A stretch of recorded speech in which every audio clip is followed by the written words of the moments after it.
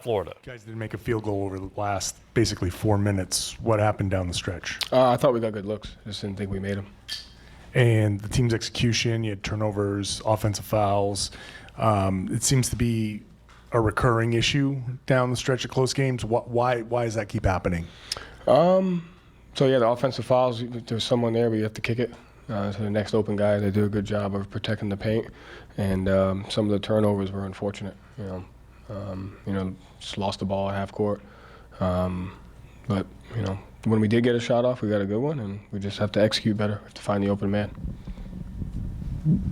Joe, is it a consideration to double Jimmy Butler, especially when it seems like in this series he's getting to his spots and he scores on anyone, single defender you have? I think when he misses, we have to get the rebound. So we gave up 2 very, very critical offensive rebounds. And then we let Duncan Robinson get loose for a couple threes in the fourth quarter. And so I think focusing on, the role guys getting going is more important than that. And when he misses, we have to get the rebound. And so I thought we played relatively good defense, on possessions, and we didn't finish plays. Defensively, what did they do in the last 6 minutes to make it hard for you guys to score? I mean, they played zone, but I thought we played with better plays. I thought Jason just made the right play, got the ball where it needed to go, whether it was him or others. And when we didn't turn it over, I thought we got good looks.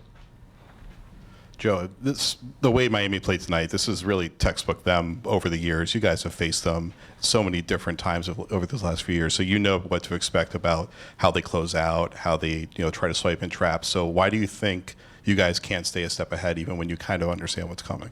Because it comes down to the details and the margins, and so we have to, when we get a stop, when we force them into a difficult shot, we have to get the rebound.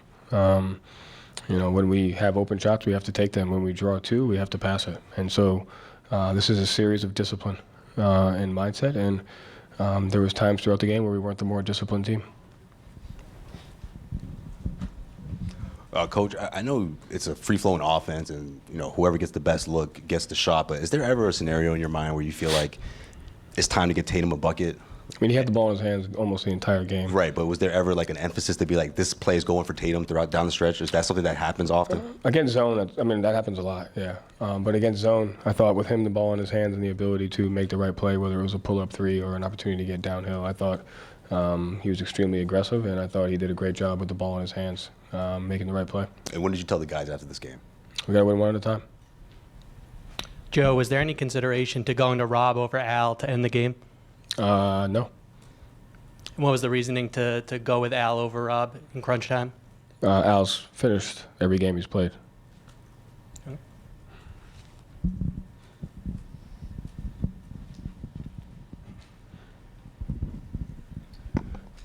You went back with Grant in the rotation. What led to the decision tonight, and how did you see him faring overall? I just like his physicality, like his rebounding, his ability to communicate defensively. Thought he'd give us some really good minutes. And what led you went with Derek to start the second half? Did you like that look going smaller to start? I thought it gave us a different look. I thought we were able to change the matchups a little bit. I thought we got off to a good start. Yeah.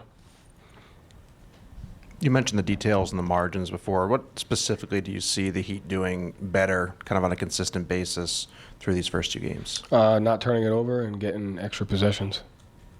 And does that come down to rebounding, discipline? What's missing from your perspective on your end? So not turning it over is just making the right decision with the ball, whether it's you don't pass up an open shot or you kick it when you drive it. And then they got critical offensive rebounds tonight that our first shot defense was good, and we didn't finish the play.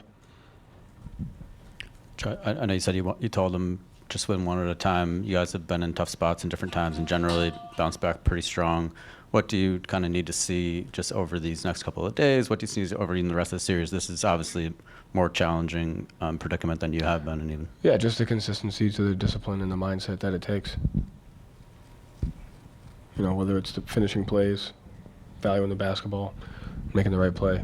Like, it always comes down to those little things. Joe, it seems like sometimes in crunch time situations, a lot of guys take it upon themselves to try to make a play rather than I think what you're talking about, making the right play, like they're trying to do it themselves. Is that accurate? Do you see that as something that guys are trying to do a little too much on their own and not trusting each other? I mean, if you have turnovers and offensive fouls, you're clearly not making the right play. You know what I mean?